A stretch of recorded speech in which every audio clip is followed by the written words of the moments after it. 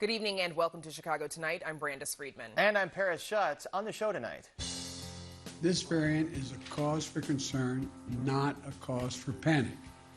The U.S. follows other countries in imposing a travel ban to South African nations amid the emergence of the Omicron variant. Consumers are very healthy. They've got $4 trillion in savings on the sidelines. But how much will supply chain issues and inflation play a role in the holiday shopping season? You got to show the map. You got to show the map. It's pretty straightforward. Will the mayor get involved in the ward remap ahead of City Council's big deadline? Technically, winter begins in about 2 days. Don't say we didn't warn you. Winter is coming. Officials are prepping and say you should too. And with the cold weather approaching, a look at the state of homelessness across Chicago. A new radio series following the cases of Chicago's missing black women. They are using our coffee, but we are not receiving money. And the Chicago coffee roaster that cuts out the middleman between the coffee farm and your morning cup.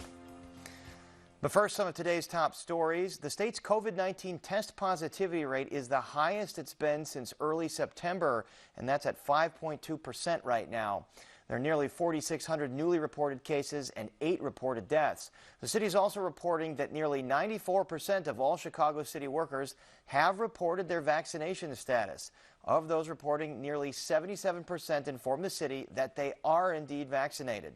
87% of Chicago Police Department employees have complied with the reporting mandate in the city's online portal. 76% of them say they are vaccinated. Chicago Police Superintendent David Brown also says 85 members of the police department are currently in no pay status. Meanwhile, Brown spoke to the press today about the city's high rate of carjackings. The superintendent reports there have been 1,635 total carjacking incidents so far this year. But Chicago police have made nearly 1,300 carjacking-related arrests, including a preteen. Our task force arrested an 11-year-old for carjacking on November 26th. He was identified as the offender who carjacked a 48-year-old woman on November 14th. Unfortunately, this 11-year-old has been arrested before, and he is considered a prolific carjacker. And a frustrated Mayor Lori Lightfoot also weighed in on Chicago's carjacking wave today. Here's just some of what she had to say. We see juveniles with 3, 4, 5, in some instances 11 pending cases in carjacking. That's insane. And so I'm going to be meeting with the juvenile judges here relatively soon to address that issue. We've got a crisis, and it's a crisis that they've got to actually own some responsibility for. The jury is seated and opening arguments have begun in the high-profile trial of actor Jussie Smollett. The former Empire star is being tried at the Layton Criminal Courthouse on 6 felony counts for allegedly making false statements to police when he had claimed he'd been the victim of a hate crime attack near his home in Streeterville in 2019. The judge in the case today told jurors to expect late nights in order to wrap up this trial later this week or early next week. Smollett could face 3 years in prison. And up next, more on the new Omicron COVID variant, so stay with us. Chicago Tonight is made possible in part by Alexandra and John Nichols, the Jim and Kay Mabey family, the Polk Brothers Foundation, and the support of these donors.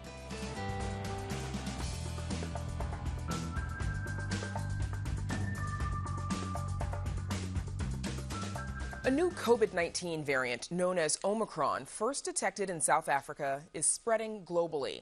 Infectious disease doctors are warning the public to follow CDC guidelines as they expect the variant to appear in the U.S. The United Kingdom, Germany, and Italy have reported their first confirmed cases of the variant strain, causing several countries, including the U.S., to impose travel restrictions on southern African countries, a move that's been heavily criticized by the World Health Organization. Joining us to talk about this new variant are Dr. Egan Ozer, an assistant professor of medicine in infectious diseases at Northwestern and the director of the Center for Pathogen Genomics and Microbial Evolution at the Harvey Institute for Global Health. and Dr. Emily Landon, Executive Medical Director for Infection Prevention and Control at UChicago Medicine. Thanks to you both for fitting us in. Dr. Ozer, let's start with you, please. Omicron is likely to make its way to the U.S. soon. What do people need to know about this new variant? Well, we're still trying to figure out all of the characteristics of the virus. So we do know that this variant that was first identified from a patient sample in early November in Southern Africa has since spread to multiple other individuals in South Africa and Botswana, as well as being detected in multiple other countries around the world. What we know about it is that there are a number of new mutations within this virus that have, some of which have been seen in other variants of the virus, some of which appear to be new, but it is a large collection of mutations within the virus, especially within the spike protein, which we know is important for both entry into the cells as well as for recognition by antibodies produced by the vaccines or by some therapeutics. And what do we know so far about whether it is, more transmissible than what we've seen in the past, or can it, cause more severe illness than what we currently know? Yeah, currently we don't have those answers. We do know that there has been a large surge in cases in South Africa over the last week or so. We do know that from the sequencing that has been done in South Africa, that a large proportion of those new cases are due to this new variant, but we don't necessarily know whether those are connected or whether the surge in new infections is due to another factor that we don't yet understand. So we don't really know much about the transmissibility of it yet. It's going to take some time, both from lab work as well as observation and clinical work, to really understand whether this is more infectious, more transmissible, and also what the clinical characteristics of it are, whether it causes more severe disease or not. So we just need more time to understand that. Of course, a lot of questions. Now, President Biden today addressed the nation and urged those to get their booster shot amid the growing concerns of this new variant. Let's take a look. This variant is a cause for concern, not a cause for panic. We have the best vaccine in the world, the best medicines, the best scientists, and we're learning more every single day. And we'll fight this variant with scientific and knowledgeable actions and speed, not chaos and confusion. Dr. Landon, obviously a lot of questions, especially for the scientific community here, but what do we know about whether or not, existing vaccines will still be effective at stopping this variant? So some of the mutations that Dr. Ozer mentioned have been associated with decreased vaccine efficacy. But this isn't like a switch on or off. It's not black or white. The vaccines are going to still be somewhat effective. We don't really know how effective they're going to be, but certainly the more recent your last dose has been, so that if you've gotten your booster or not, can make it more effective at fighting off any of the variants. And so I do agree that this better safe than sorry approach, because we don't know for sure that getting all of these boosters is going to make a difference, but it's very biologically plausible that it will. And it is clearly safe to do so based on what the FDA and the CDC and what all the studies have shown. And so I think the best thing for anybody to do who's worried about it is to go out and get that booster. And Dr. Landon, at some point, will vaccine drug makers, will they have to consider reformulating the vaccine in order to make it more effective, if that is what's necessary? Yeah, word on the street in the epidemiological and scientific communities is that they're already working on that. And that is really smart to do. The great news about these newer vaccines that we have are that formulating them is really very simple. Previous vaccines in other years, in the past, when we were making mumps vaccine or measles vaccine, took ages to develop the process for getting these viruses to grow and purify and make the stuff that you need to make the vaccine. Nowadays, we have the technology to just kind of spit out a recipe, and then we can do the testing in 6 months, just like the testing was always done on these other vaccines in the past. It's just that we can speed up that development part. And that means they should be able to get us a vaccine-specific booster sooner if we need that. In the meantime, the vaccines we have are still the best in the world. Dr. Ozer, as we've been discussing this, obviously it's clear there are a lot of questions. How much time does the scientific community need before we have some answers? I would say it's on the order of weeks, days to weeks, that we get these answers. I'm sure there are tests already underway in the lab to determine whether these specific changes that we're seeing within the spike protein, whether they make any difference in how well the virus can enter cells. And then we'll have to also continue to observe to see whether we're seeing actual rapid spread of this virus within the population. So I would think we should know fairly soon, I think within the next few weeks, whether this is something that we need to be more concerned about or whether it's something that we can consider using the same therapeutics and the same prevention techniques that we've been using all along. And so far, Dr. Landon, the response from several countries, including the United States, has been to impose travel bans, particularly on southern African countries. Is that an effective step? You know, I don't think we necessarily need to have full-on travel bans, but in the short term, in order to get things, just in order to stop the spread quickly, that is something that can be used, and it is being used. I'm hoping that they get replaced by effective methods of quarantine in country if people do need to travel back, in order to open those things up so that people can get to where they need to be. But it is probably going to be a little bit onerous to travel to these sites, since we really do want to keep this as much under control as we can. And Dr. Ozer, same question to you. Is that an effective step to impose some travel bans? I think it remains to be seen. I think that the impulse behind it is sound in that we know that all the cases that we know, or most of the cases that we know about, are concentrated in one area, and so we want to prevent spread beyond that area. That being said, like I had said earlier, we've already detected this virus in other parts of the world, and it was detected within Southern Africa earlier in November. So it's been circulating at least the last couple of weeks while international travel was still ongoing. So the likelihood is that the spread has already been fairly extensive.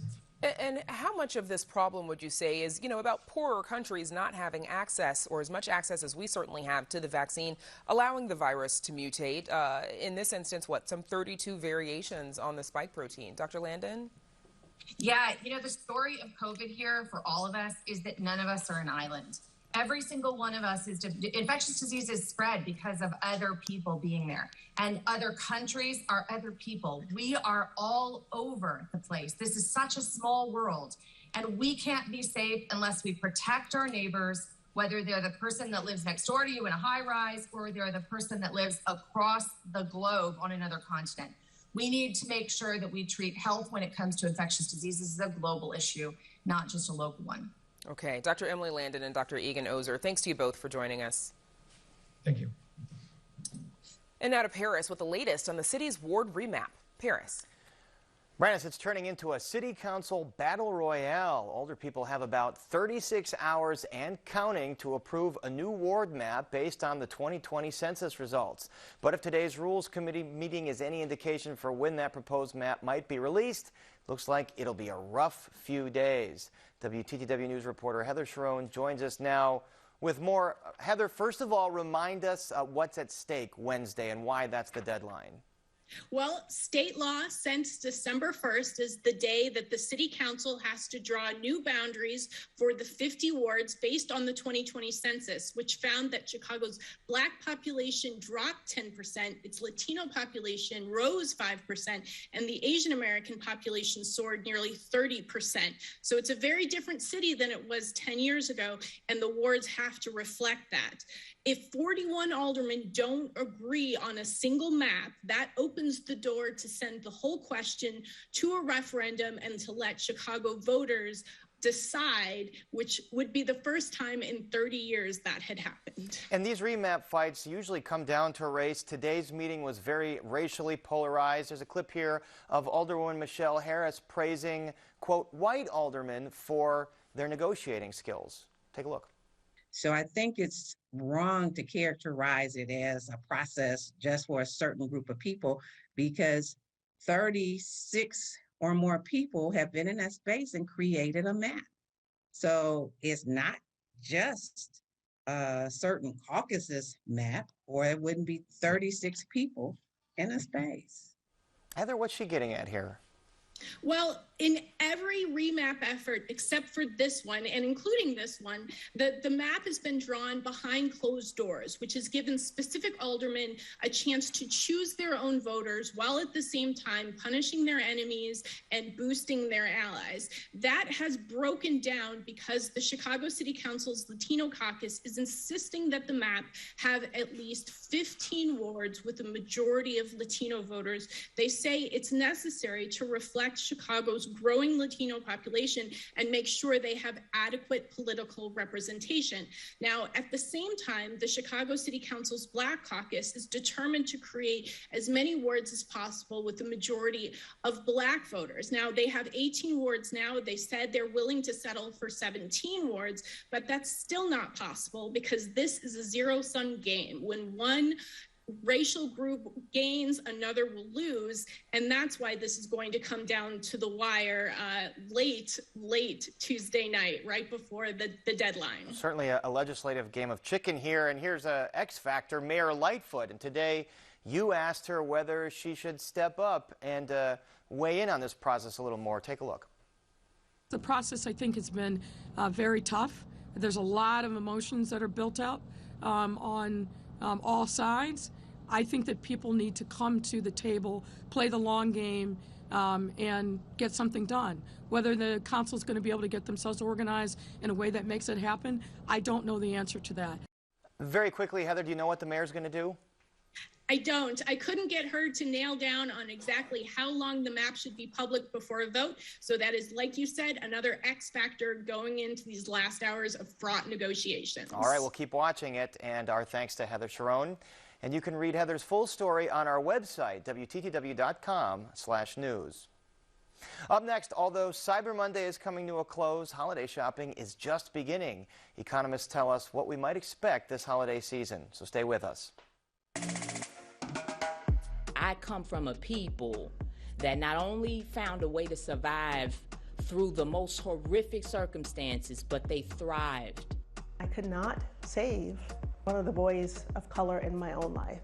If my family could be exposed to this horror, then really it could happen to anyone. We are truly all in this together.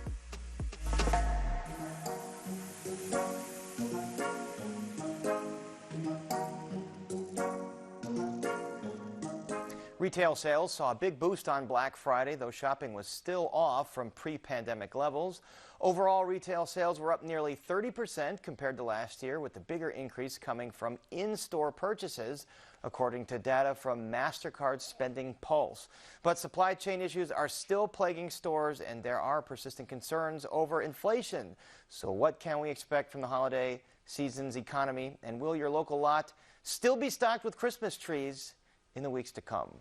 Joining us to talk about all of that and more are Michael Miller, Associate Professor of Economics at DePaul University, and Edward Stewart, Professor Emeritus of Economics at Northeastern Illinois University. Welcome back, both of you. Gentlemen, Mike, as we heard, retail sales are up compared to last year. Does that portend a very strong holiday shopping season?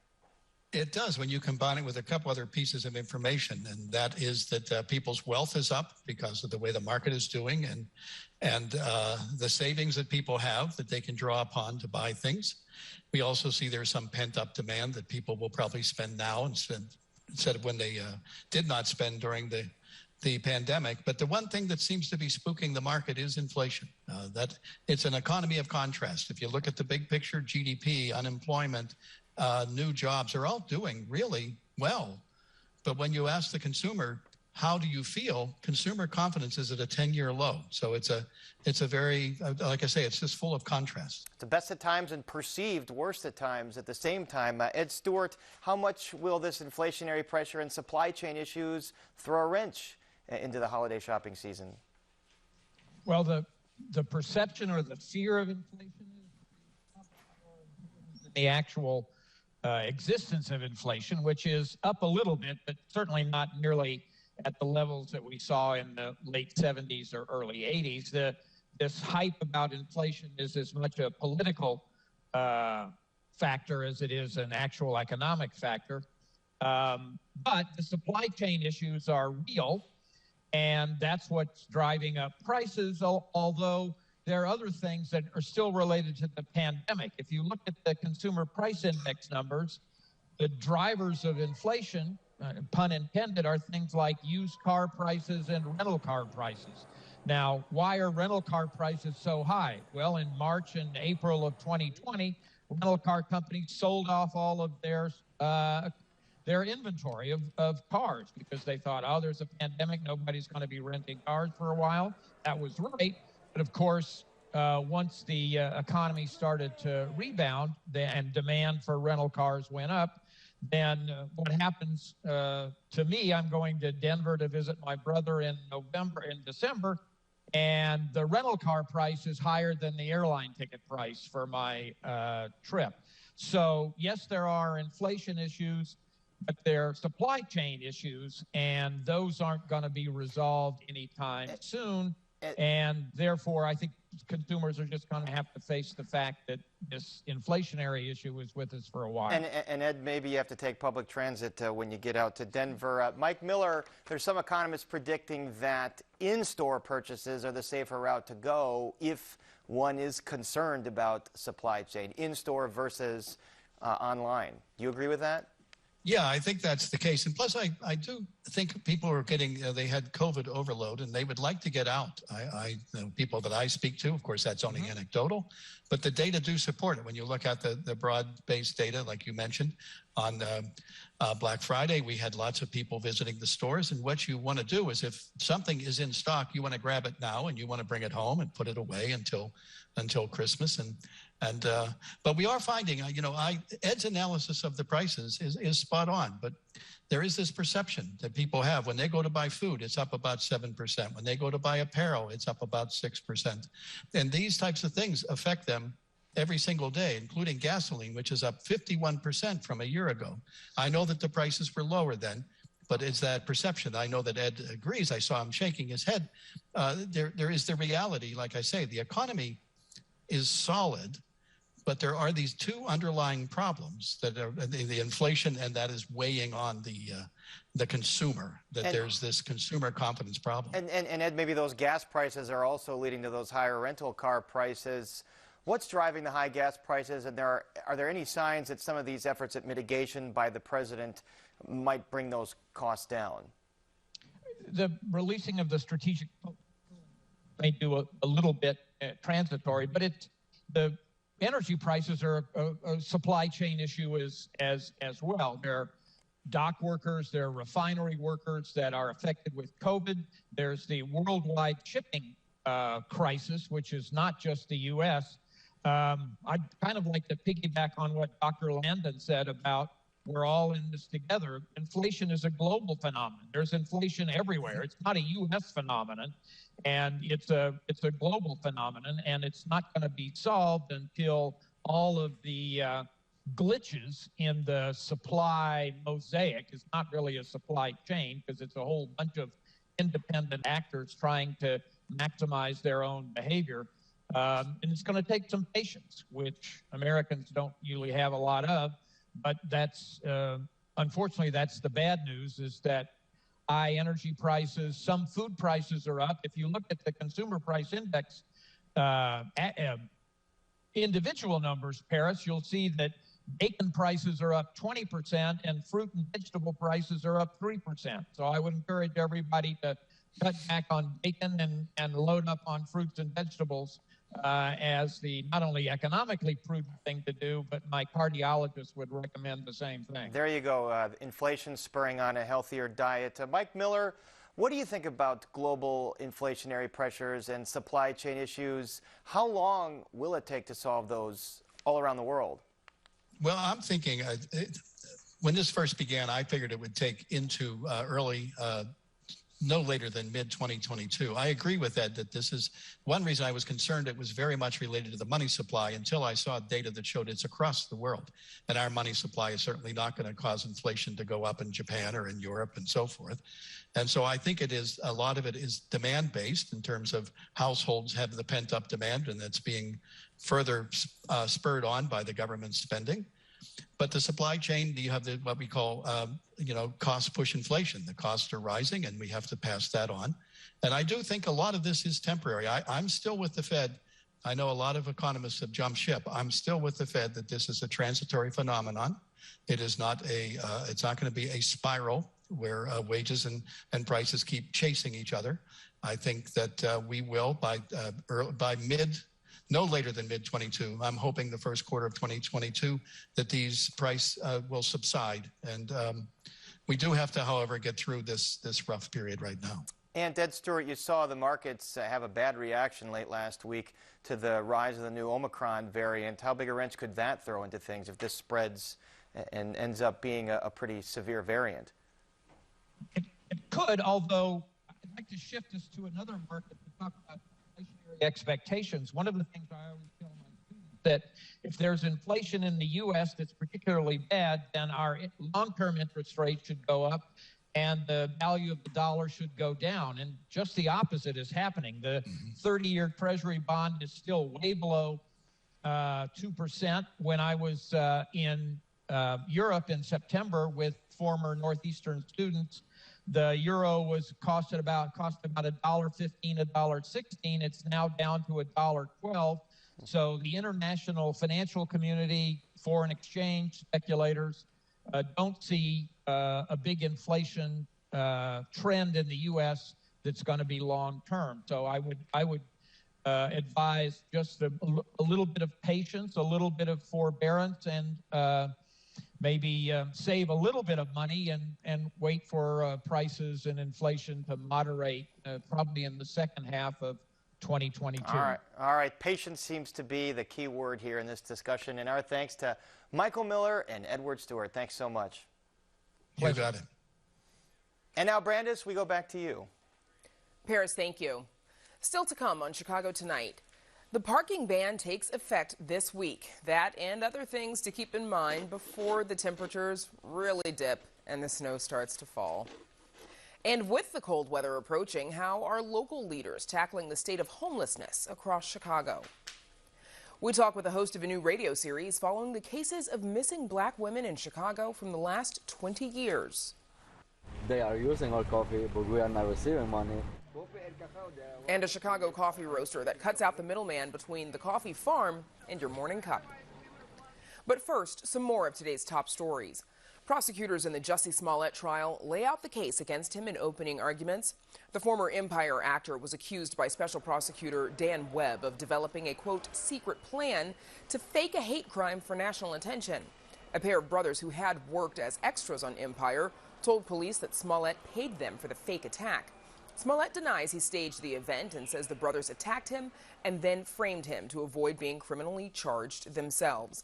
Smollett could face 3 years in prison. One of the state's top Democrats announces he is not running for re-election. State Representative Greg Harris is calling it quits after 15 years. The North Side Democrat spent the last 3 years as House Majority Leader. Harris is also the first openly gay member of the legislative leadership team and is HIV positive. He sponsored a bill that legalized same-sex marriage in Illinois in 2014 and worked on health care-focused legislation. Harris says he doesn't have any post-General Assembly plans yet. And tributes are coming in for acclaimed fashion designer Virgil Abloh, who died in Chicago after battling cancer. The Rockford-born Abloh was the first African-American men's artistic director at Louis Vuitton, as well as founder of his own label Off-White. After studying engineering at the University of Wisconsin, he earned a master's degree in architecture from the Illinois Institute of Technology. In addition to being a leader at Louis Vuitton, Abloh was creative director for fellow Chicagoan Kanye West's creative agency, Donda. Abloh's family says he had spent 2 years battling a rare, aggressive form of cancer. He died yesterday at age 41. And now, Paris, we toss it back to you. All right, thanks, Brandis. Temperature is supposed to sink to the 30s tonight. Not frigid, but pretty cold. And as winter hits, more of that is expected, of course. So now's the time to prepare for it. Amanda Vinicky joins us now with some tips. Amanda. Yeah, Paris, I mean, I've already brought out my winter coat and hats and such, but whether we like it or not, winter is coming, and pretty soon, technically speaking anyway. From a climatological perspective, the seasons will change from fall to winter Wednesday. It is officially winter through February, though, as anyone who's lived in the Midwest knows, snow and cold temps can hit through March, April, and praise be not May. Illinois state climatologist, that is, Trent Ford, says despite any Farmer's Almanac predictions, there's no way to tell whether this winter will be mild or intense. Even for pros like him, he says it's difficult to forecast more than a week out. I can tell you that the models overall are predicting a winter that is between December 1st and February 28th of next year. That is a higher chance of above average temperatures. And for most of the eastern half of the state, a higher chance of above average precipitation. He cautions not to read too much into that warmer weather because we are talking averages here. You know, take last winter, it was warmer than average, but after a relatively calm couple of months, February got snow dumps. Regardless of precise predictions, he says it is important to prepare. Even if we have a record warm winter this winter in Chicago, it is still going to be cold. It's still going to be colder than summer. We are going to see snow. It will accumulate a few times, maybe a lot. Beyond that, you could say that it's wise to take any long-term winter predictions and forecasts with a grain of salt. And speaking of, Chicago has 400,000 tons of salt stored up to sprinkle on roadways when needed. The city is keeping some of that on hand in a brand new giant dome that's storing 30,000 tons of salt, and that's actually only half its capacity. That is where Mayor Lori Lightfoot today stood alongside other city officials to announce winter prep plans. And I don't need to remind folks that we are still very much in the midst of a pandemic.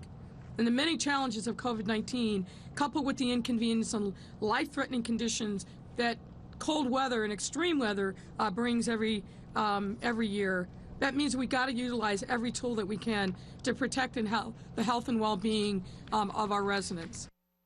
Chicago will respond to well-being check requests and then offers transportation to shelters and also has warming centers for when temperatures dip below freezing. Due to the ongoing pandemic, the centers may operate at reduced capacity and residents must wear face masks while in the warming areas. During extremely cold weather, DFSS will reach out to shelters that typically operate for 12 hours a day to remain open for 24 hours a day. There is a moratorium on utility shutoffs through winter, but bills still rack up. So those who qualify are encouraged to apply for financial assistance that's given really on a first come, first served basis as soon as possible. Now, there are other steps to take as well, like preparing emergency kits for both at home and in your car. Those should be equipped with blankets, shovels, phone charger, flashlight, first aid kit. And then also sign up for emergency alerts from the city, officials say at notifychicago.org. The head of the city's emergency management agency recommends also setting up a smart 911 profile. And that way, first responders have personal information should there be an emergency. Profiles can include information on medical conditions, important household information, pets, emergency contacts, and more. This is a free and safe service. As I said earlier, it is officially winter on Wednesday, December 1st, and that also means that is when Chicago's parking restrictions for winter go into effect. So on 107 miles of Chicago's main arteries, no parking from 3 a.m. until 7 a.m. That is through April 1st, whether there's snow or not. The city implements this ban to help ensure the roads are safe and passable for motorists, buses, and emergency vehicles. Please double check all posted signage before you park to avoid being ticketed and towed. If it does snow, additional parking restrictions do go into effect. Now, you can check whether plows have hit your street in real time, says Streets and Sanitation Commissioner Cole Stallard, thanks to turn-by-turn navigational software that helps also to guide the snow plow drivers. Now, the state of Illinois also has an updated map, gettingaroundillinois.com. If weather is bad, drivers are encouraged. Please stay home. If you're hit the roads, keep a distance from any plows or other emergency vehicles, and that Getting Around Illinois remap.com map that is now going to show more updated, precise, and localized information on road conditions. So Paris, bundle up, back to you. All right, Amanda, it's just the beginning. And now, Brandis, we toss it back to you. Paris, 51 black women and girls have either gone missing or been found dead after disappearing over the past 20 years in Chicago. A new radio series talks with family members of these victims who are now looking at grassroots efforts to help find answers after cases have gone cold with the police. The series also examines why, with so many women missing, coverage and attention on the cases has seemed minimal. Joining us now with more is Candace McCullum, morning news anchor at WVON, and she's also hosting and producing this series. Candace, welcome and thank you for joining us. Thank you for having me this evening. Thank you. So the series has 5 parts. Walk us through how you covered this. Absolutely. So, yes, 5 parts. The first day, which started airing today at 6:50 a.m., we talk about really the statistics of Black women who have gone missing in Chicago and in the United States as well. We talk about the discrepancies of how our white counterparts, women and girls, how they have been viewed over media, how they're talked about on media as far as they get national attention. And we're trying to figure out how come our women and girls do not get the same. A lot of times when you do hear about the Gabby Petito's or John Benet Ramsey, Natalie Holloway, they get hour-long specials. They get, their stories are romanticized. They get humanized, but our girls don't get humanized. So we go through that in episode 1. We talked to Professor John Fountain, who also has a project highlighting these women as well. Episode 2, which airs on Tuesday, we talked to John Hargrove of the Murder Accountability Project, and he goes into the thoughts of there possibly being a serial killer or 2 in Chicago. And he talks about the algorithm that he came up with to detect these clusters in Chicago and other nearby cities like Gary, where he has helped solve murders as well. And Candace, you say that, you talk about how the coverage that some of these cases may or may not have gotten. Why do you think there hasn't been much attention on some of these cases? Well, speaking to everybody that I talk to, they say that it all boils down to race. Now, if you go a little bit deeper, there's a term, as I was doing my research, called adultification, where I learned that society looks at Black women and girls as in less need of nurturing. They don't look at us as victims. They look at us as people who know more about sex. So they look at us differently than they do our white counterparts. And I think that breaks it down to just deeper than just saying it's just race. You also spoke to some of the families of some of these women who have been killed or gone missing. What did those families have to say? The families are still heartbroken. They want answers. They feel like the Chicago police has not done enough. I talked to the mother of Kiera Coles. She revealed to me that the police haven't even spoke to the man who was the father of her daughter's unborn child. And that's not right, because normally that would be the first person you would talk to. There just doesn't seem to be an urgency, or when they ask questions, they're told, we don't have enough information, we'll get back to you. When somebody first goes missing, oh, well, that's just normal. There's not an urgency. And we want that same urgency. Yes, our missing white girls and women, yes, their lives matter as well, but we want that same attention for our Black girls and Black women. We want to humanize them. These were sisters. These were mothers, cousins, grandmothers. They have stories as well. And Candace, some families, you say they are calling for grassroots efforts to solve these cases. What would they like to see? They would like to see task forces. And so that's when, I was able to talk to Cam Buckner, Bobby Rush, who recently wants to create a task force. He asked Merrick Garland to be a part of that. He also has spoken to Christopher Wray from the FBI. And he really feels like this administration can be an ally to what he's trying to do, not only in Chicago, but also across the United States. Because yes, there is a problem in Chicago with missing Black women and girls, but this is also across the United States. Doing my research, they said there's an estimated 64,000 Black women in the United States who have just vanished without a trace. 64,000, that's a sobering number. Absolutely. What response did you receive from the Chicago Police Department or even the mayor's office as you were doing your research? I have not heard anything from either. I think this go around, we just wanted to focus on who these women were. I did reach out though, but no, but I didn't hear anything. But this go around, we just wanted to focus on the women. So in the beginning of each episode, I call out their names, 10 women per episode, just because I want to make these names household. Yes, we know about Diamond and Tianda. We know about Kiara Coles, but I talked about Nancy Walker, Gwendolyn Williams. These are names that may not be, people may not be familiar with. So I highlighted those. And you say this go round, do you expect this is something that you'll continue to cover? Absolutely. I expect for this to just be the beginning. We can do another 5-part series, and I would love to talk to officials and find out why these cases haven't been solved, why are families feeling like they're not doing enough. So now you have community organizations like COCO who are, like I said, the grassroots level where they're hitting the pavement and they're having marches every year. And that was started by a young girl who I believe was just 12 years old. And she felt like with all of these women that are missing, she was afraid to go outside. And so she just decided to just come up with a march to continue to highlight these women and put their names out there.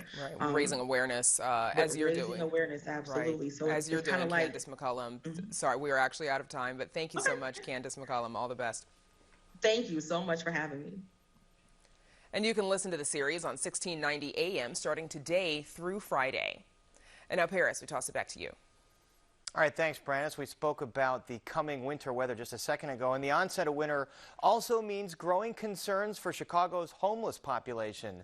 The city of Chicago has been partnering with Hotel Julian downtown, paying for 175 rooms to house those experiencing homelessness amid the pandemic.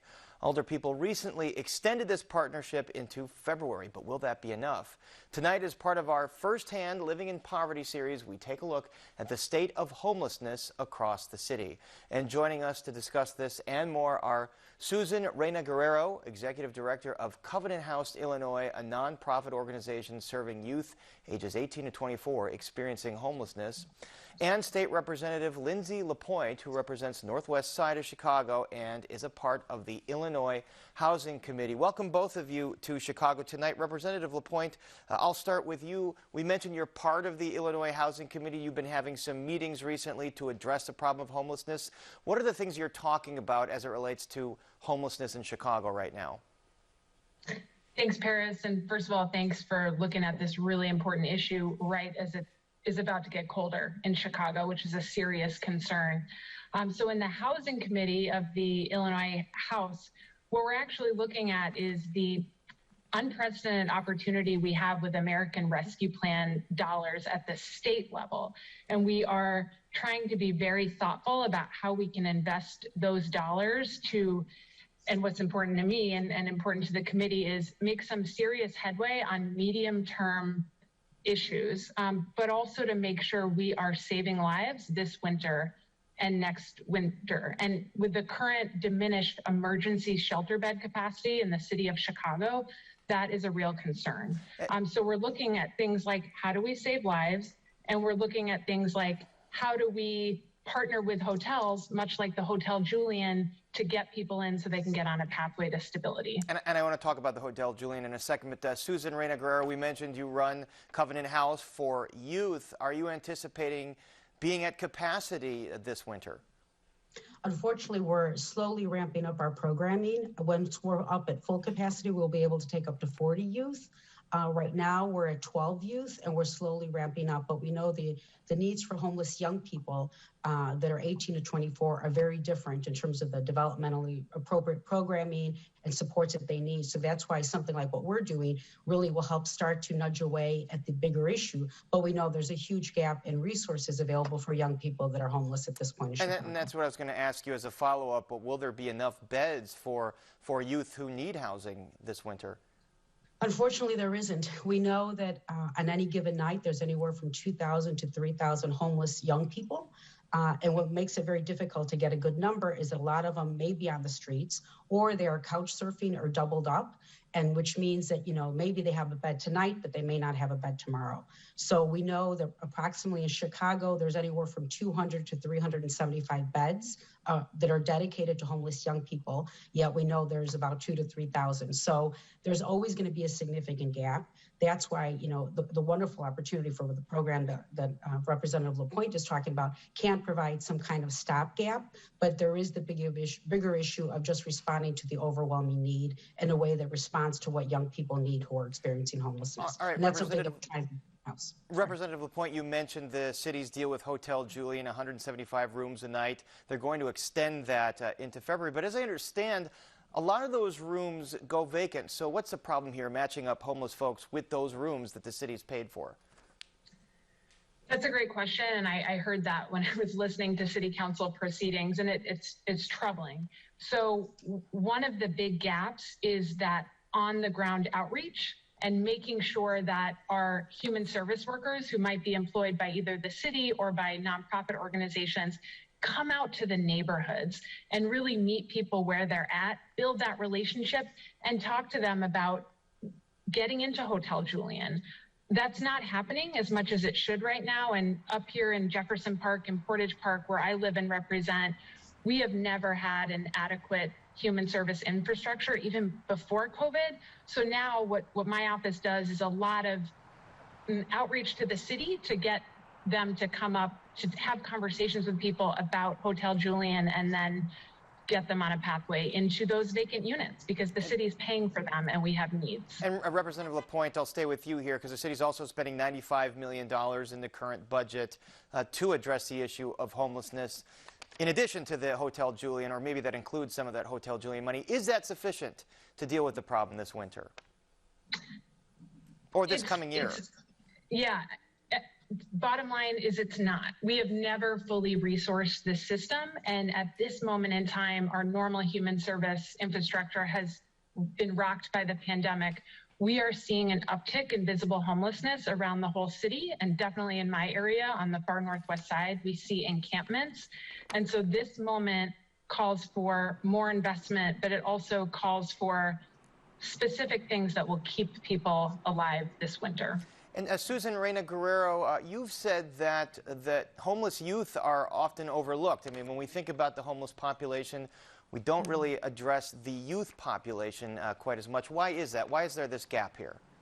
Well, I think the numbers are very hard to count. And if you look at big numbers, people get scared, to be quite honest. We do know that there's certain systems that contribute to the youth homeless population, particularly know a lot of the youth that are homeless right now have exited the child welfare system. They're former foster children.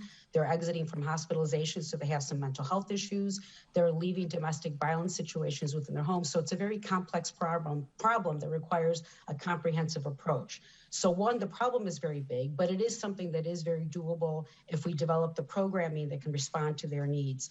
Young people are competing for shelter beds within the adult population, and that makes it very difficult for them to find a good match with the resources they need with the programming that's out there. So it's a very complex problem, but it is one that if we ramp up our resources that are dedicated to young people and we do better coordination, it is something that we can address and we can fix, but it's going to take a long time in coming. But we remain hopeful that it's possible. And you also mentioned the fact that a lot of young people, as you said, are couch surfing. They're in a different home each night just based on where they can find a place to sleep. All right, we'll have to leave it there. Our thanks to Susan Reyna Guerrero and State Representative Lindsay LaPointe. Thank you so much. Thank you so much. Thank you, Paris. And up next, meet a unique local coffee roaster. But first, we take a look at the weather.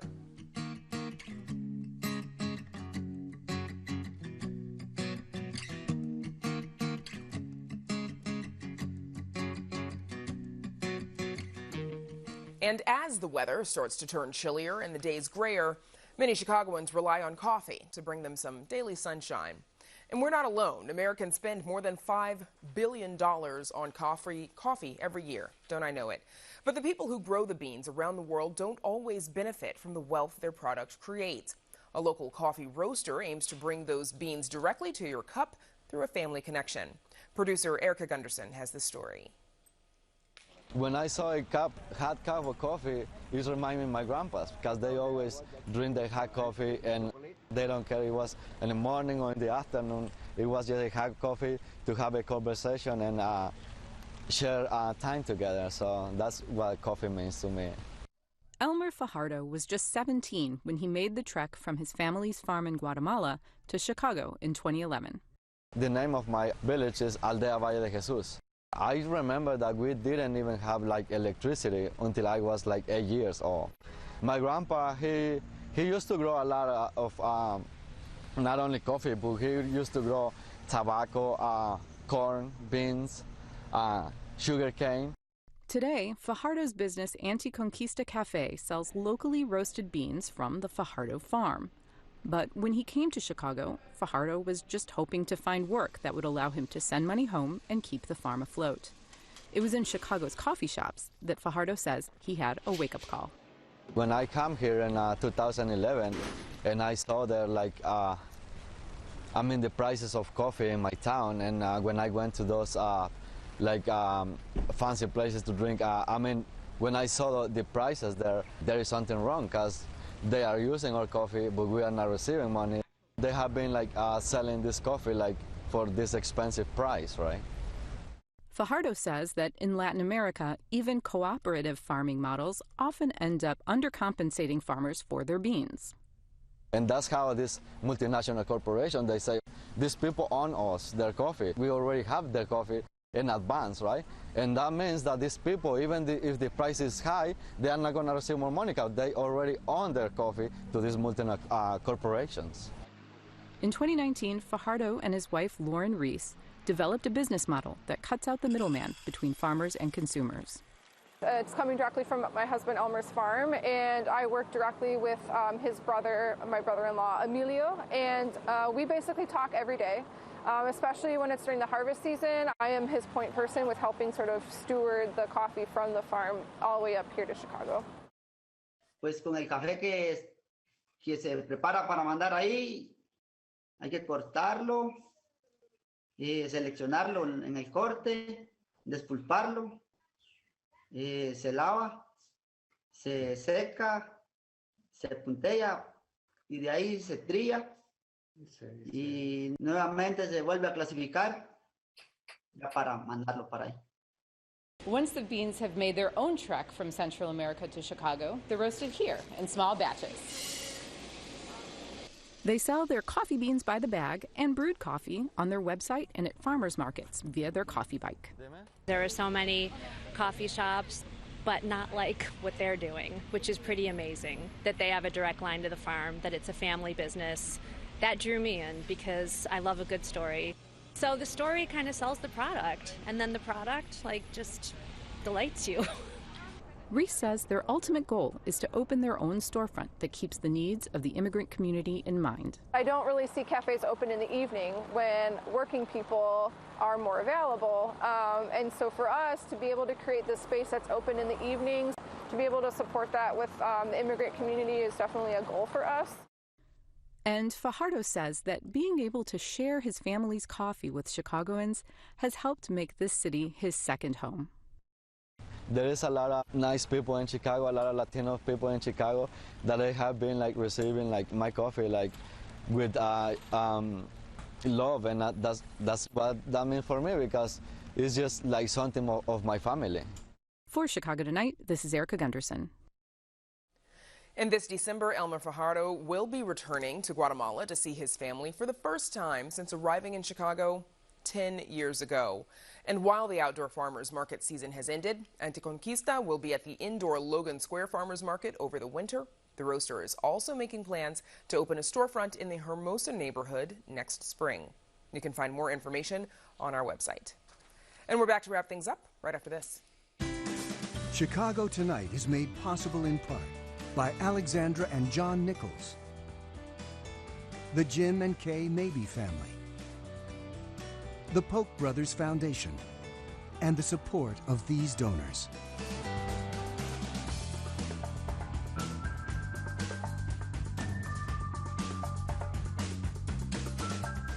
And that's our show for this Monday night. Don't forget to stay connected with us by signing up for our daily briefing.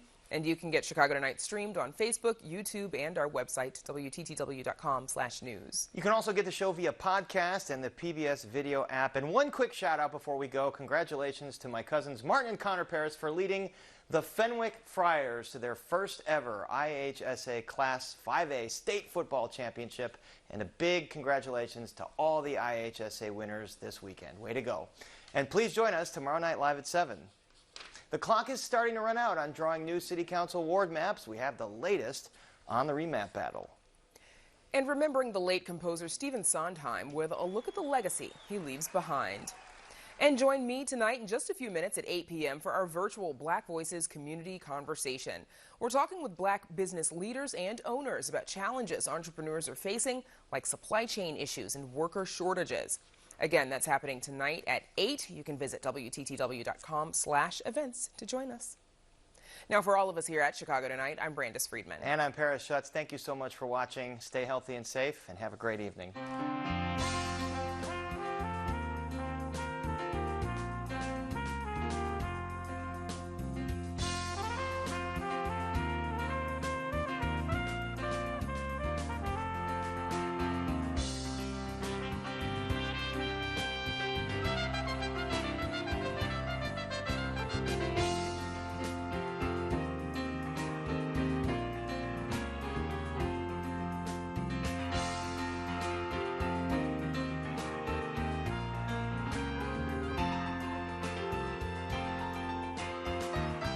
Closed captioning is made possible by Robert A. Clifford and Clifford Law Offices, a personal injury law firm pleased to give back to the community through numerous charitable initiatives. Uncool the midwife.